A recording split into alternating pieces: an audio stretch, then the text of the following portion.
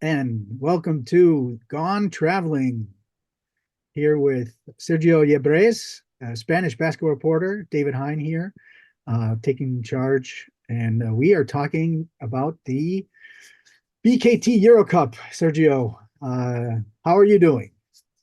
I'm good. I'm looking forward for the season, and let's talk about some teams that are quite intriguing here this season because EuroCup is like the EuroLeague, always growing and leveling up.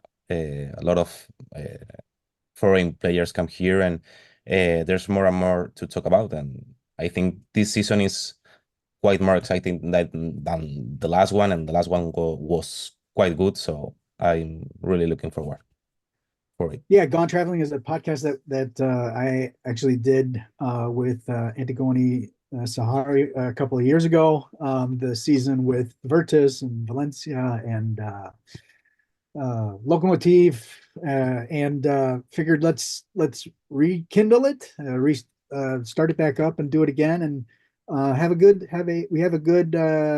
grouping of teams. And so this is the season preview, if you will, and we're just going to kind of talk about each of the teams really briefly, and then go from there. Just look at round one really briefly, just kind of an introductory podcast, just to let everybody know. Sergio, for people who might not know you, maybe just tell us a little bit about yourself. We said Spanish basketball reporter. You live in Valencia, so you get to see Valencia basket quite a bit. Yeah, I mean, I'm a 26-year-old reporter. I'm not that experienced, but I've been following basketball since a child, since I was a child. So I'm always trying to learn how to spread the word of basketball and try new things. And this is one of them because people in Spain don't usually talk in English and make like projects in other languages, and it's kind of getting out the comfort zone. So it's exciting for me. And then what I usually do is like covering Valencia Basket because it's the team that is right next to my home and the thing that I followed since I was like 5 years old, and I know the club very well. So Valencia Basket, all EuroCup and EuroLeague games and players. Then I always look a little bit of NBA, and that's what I think. Mostly basketball in general, and I usually speak about basketball in Spain, but now this is new, and I think it's going to be a great opportunity. Yeah. Yeah, we EuroCup is kind of the forgotten stepchild of your league, but really some great action. I've been covering it for EuroCup, writing game reports.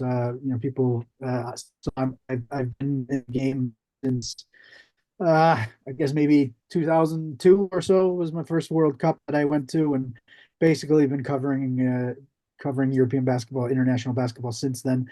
Um, and let's jump up. We're gonna talk about each team at least very briefly, and our the way we wanted to present each team. We're going to go in alphabetical order.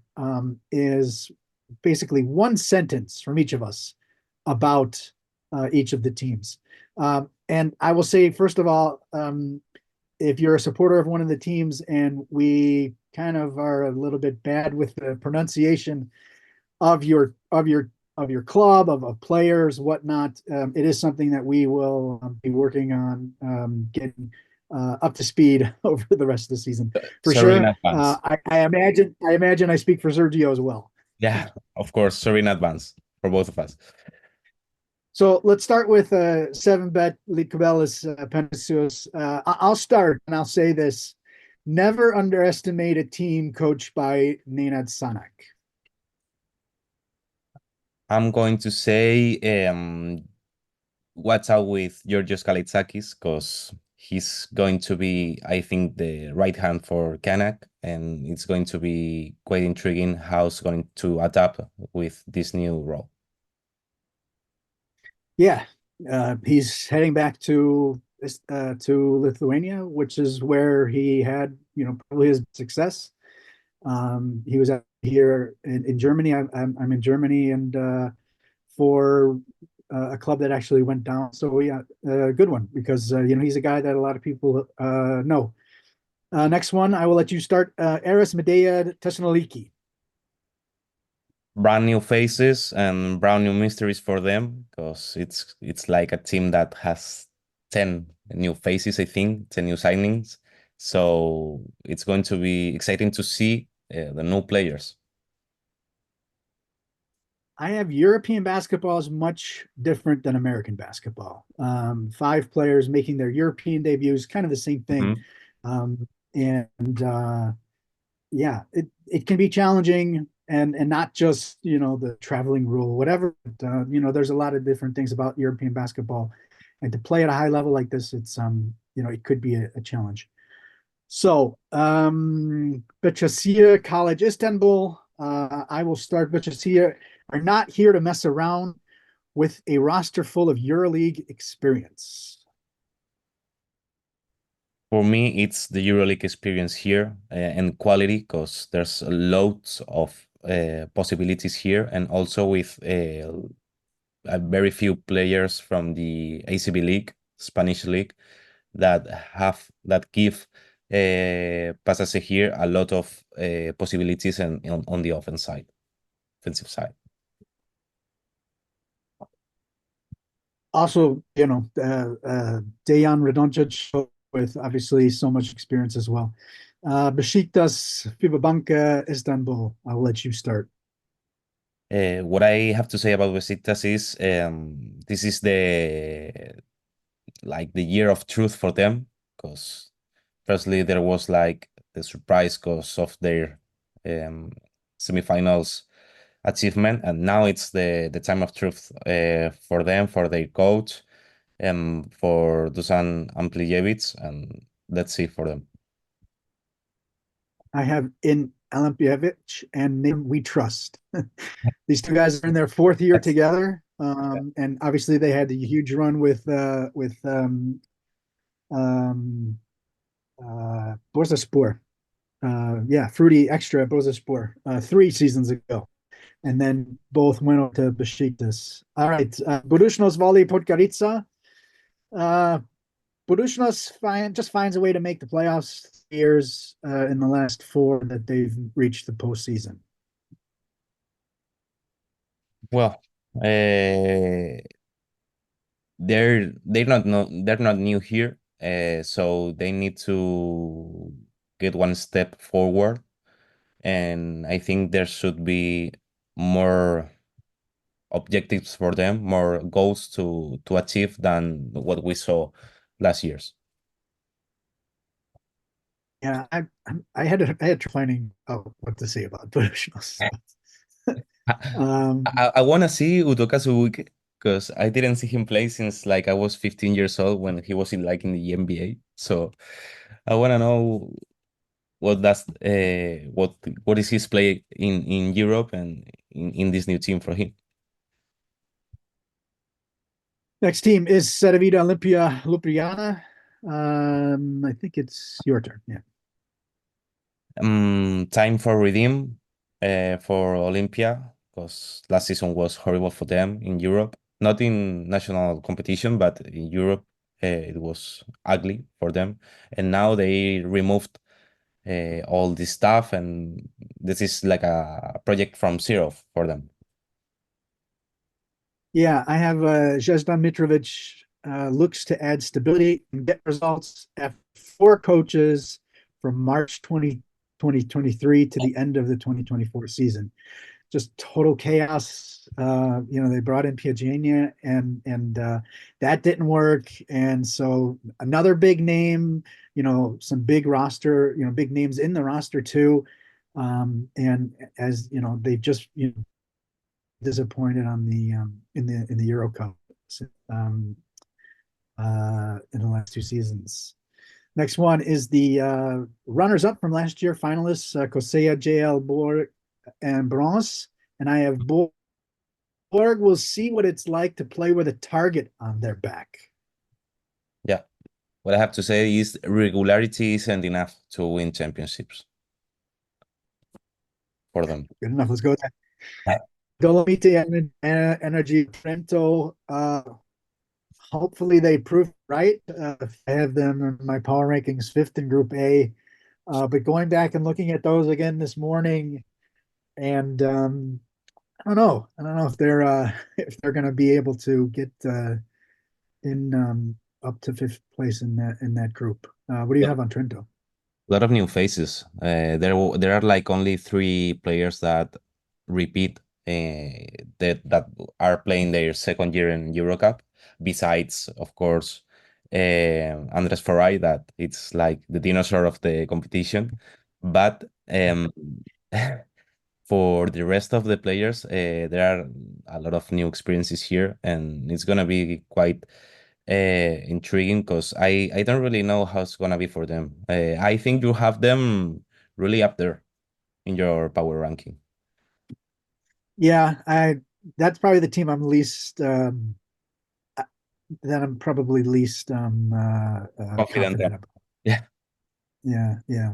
I kind of wish I had put them further down, but we'll see. That's why I say hopefully they prove me right, even though I might not believe in them. Dreamland Gran Canaria. Your turn. Your turn. they know what it takes to win a EuroCup. Yeah, I have continuity continued this offseason. They brought in everybody back. They brought in other names. I also have let's hope for success, Carlos Alocen. Yeah, Uh, Carlos Alonso this was needs. a guy was the Yeah, this is a big year for him. Was the captain at Zaragoza, home city club, and then went to Real Madrid. Did okay that first year as a still as a 19-year-old, and then had the horrible injury and Yeah, just kind of came back. So and and let's that's a say let's hope problem. that goes.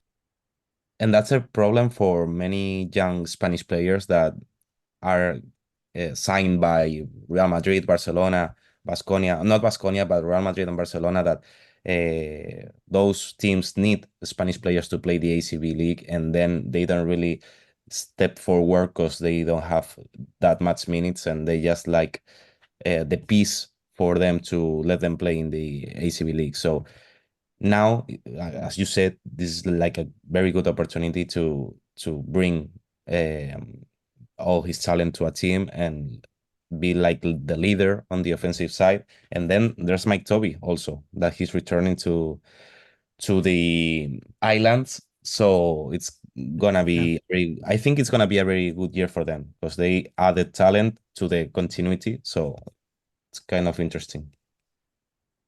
yeah. I mean, they're the 2023 champs. Of course. They decided not to go to the EuroLeague, and there's no reason why they shouldn't be challenging the title here. Hapoel Bank Jerusalem. The tools are there to win this competition, is what I have. Yeah, they're solid. I think if you compare them to their neighbors, I think there's a lot of less stars or names that shine, but I think they're more solid and like players like Austin Wiley, you know, that Jared Harper also that doesn't shine in the competition, but they're gonna bring a lot of talent there, and I got them right up there, so they're gonna fight for the title, as you said. Next team is the other team from Israel. That is Hapoel Shlomo Tel Aviv. Your turn. What I got to say is like the other thing from Jerusalem, I think Modley signing changed it all. I have its EuroCup title or bust. I think that this team, this club will not be happy if they don't win World Cup, Yeah, because the guys after all they the money. have, yeah, a lot of money is Wainwright, Bavary, bringing in Kabolko, Raglan. Yeah. This is a lot of money. It's a lot of expectation. If I think that if they don't win the EuroCup title, it's going to be a disappointment. I don't know if the pieces are gonna be like the what the team needed to step up. I don't know if every player like brings the what the team needs, for the rotation. I think it's quite short, and the options are like you don't want to be half like mildly injured. Besides there's Caboclo, I think there's gonna be like quite dependence on him, and I'm not really confident about, for example, Patrick Beverly, So it's gonna be like for me the most questioned team, and I need to see them play good basketball to be sure that they're gonna to contend for the title. Yeah, lots of pressure on Yeah, Coach Dedas. See yeah. what he does. Next team is Joventut Badalona. The oldies still need to be goldies and help the kid. I have like the goalies and Michael Rusic. Yeah, I'm quite excited to see him with some minutes. And also, I'm quite excited to see Danny Miret as their coach because he can be a very good coach, and there's going to be a lot of good basketball there in Badalona. I think the signings were quite controversial because you didn't know if it was like what the team needed because Pustovi is like the same type of player like Tomic, but then you see them rotate and play one for the other, and there's like full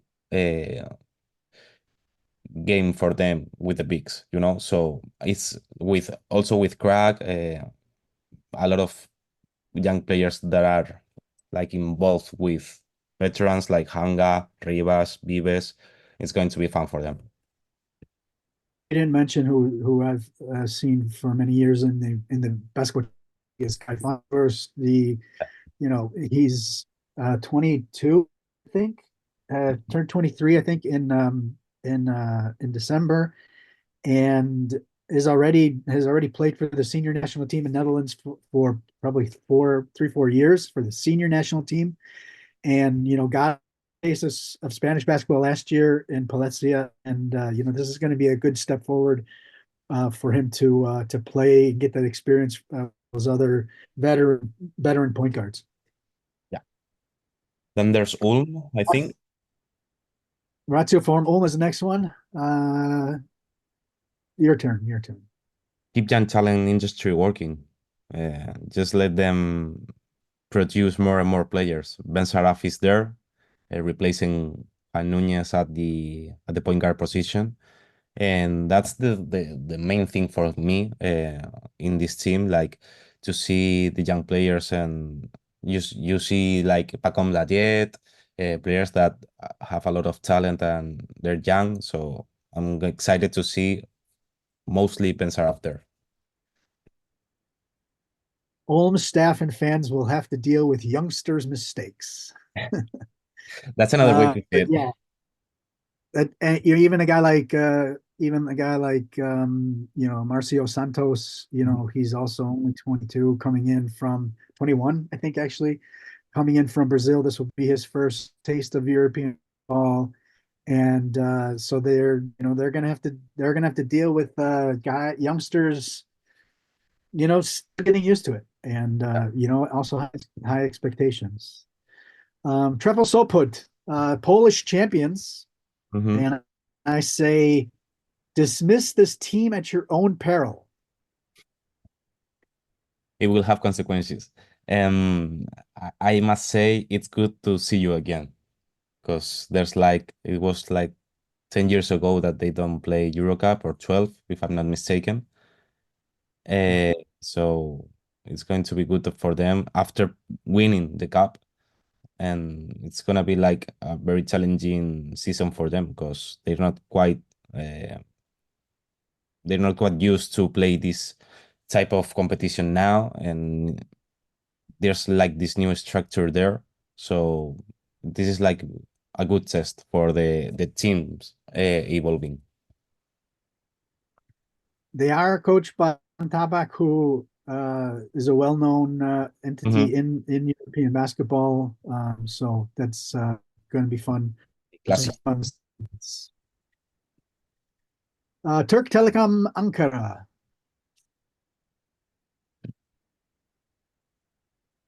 I think My it's turn. yours now. Okay. Yeah. Turk Telecom. Let's see if the bigs are enough for this team. Yeah. I have Erdem Can. Coach will be hungry to put himself as coach. This is a guy that Mhm. reached the EuroCup final with this club 2 seasons ago, and then went to FS Anadolu FS and was fired, I think, in February or so of that first season. Just didn't get things to click, and so now he goes back to the club where he had that success, and you know, we'll we'll have a little bit more freedom, to kind of do things. But it is a team that has some talent, and we'll have to see how they gel and how what he can get out of them. Just one guy that people might not know that much about, Javon Bess, was the defender of the year in German basketball last year, playing for Würzburg Baskets. Next team is UBT Cluj-Napoca from Romania. Um, Cluj will continue to surprise teams and fans by carrying the flag of Romania. I'm with you. I must say that let them surprise you because Mihai Silvasan is working on this team since quite ago. So I think every season is making this team more and more like solid. And there's going to be like a season that surprises are going to be the main thing for them. Quarterfinals last season, and now I think that the semifinal is like the next thing for them. And players, veteran players, I don't know, Mokoka, Mejeris, and those type of players with some NBA and G League talent that they have now. I think it's gonna be like one of the teams that are gonna to surprise the league. Sasu Salin will be very But has the strange not talent, yeah. seeing in Spanish basketball. I don't know how forgot. And I love Zach Hinkins, one of my favorite bigs, way back from his first season with Nimbrook in the Mhm. Basketball Champions League. And this is a team that in the Champions League were just missed the semifinals of the Champions League. So I have high expectations for them. I put them at 8 in my power rankings. I really wanted to higher, but I just couldn't figure out where to how to get them. I have them ranked third in the Group B. But yeah, enjoy this team. If you don't know them much, enjoy this team. Eric Rashard is, the face of that club now is here now with the season, with club. I got them. Next one, sir. What was that? I gotta say that I'm in the same page with you with Nampoca. I got them ninth, and that was the thing that I think that they're gonna be like the most surprising team. Humana Ryer Venice. Um, Let Neven and Spatia work with Canadian talent. oh, Canada. Ryer need the Maple Leafs to shine. Yeah, Yeah, I mean they have other talent, but those big three Canadians, Ennis, Wiltshire, and yeah, Kabalinga. yeah. Yeah, they really need to shine. I So love Kyle Wilcher. It's like the power for the forward for excellence to open the court and get some threes. And he has a lot of experience now, so it's going to be good year for him. Yep. Valencia Basket, team you know very well. This is a Mhm. EuroLeague team playing in the EuroCup. You need to make a step back to make two steps forward for this team. So that's my phrase for him, for them. Yeah, yeah. I mean, to me, they were my number one in the power rankings. I just think that they're loaded everywhere, Yeah. and I think right now it's theirs to lose. And a couple of maybe what's your story? Because I mean, we can talk a little bit. We'll talk about this team Yeah. for sure a lot during the season, but what's one player that you're looking forward to really sort of seeing how they turn out? I got two names because I can just mention one. First of all, Jan Montero. He's the only signing for Valencia that has more than 2 years this season, this market, sorry. So Jan Montero, 21 years old, he needs to be relaxed here in Valencia and grow without pressure because he knows what he can do and he's quite young and he doesn't need to be so pressured because there's Chris Jones, there's some other players in the perimeter that can help him. So this is going to be like the perfect fit for him to evolve with a coach like Pedro Martinez. And then the other name for me is Nate Sestina. Nate Sestina for me it's like the perfect fit also for Valencia. He's what the team needed last year, a player that can open like wheelchair, but in EuroLeague level, a player that can open the court, help with the rebound, that can play off the ball and also have good efficiency from the 3-point line because this is like was like the main problem for Valencia. With Mumbrú, there wasn't like any danger from the perimeter, and the first 5 rounds of the EuroLeague was okay, but then the teams got to know Valencia, and it was like a very bad problem for them. And these are my two players for the season from the signings. Yeah, yeah. Butler, Chris Like I Young. said, we'll talk a lot about Yeah, them this year. So I'll leave that at that. Last two teams, Veolia Towers Hamburg. I have replacing almost an entire team is never. what I need to say about Hamburg is let them play, just let them grow, and we'll see what can they do. But I don't have them very up there. I'm not very confident about Hamburg. Yep, me neither.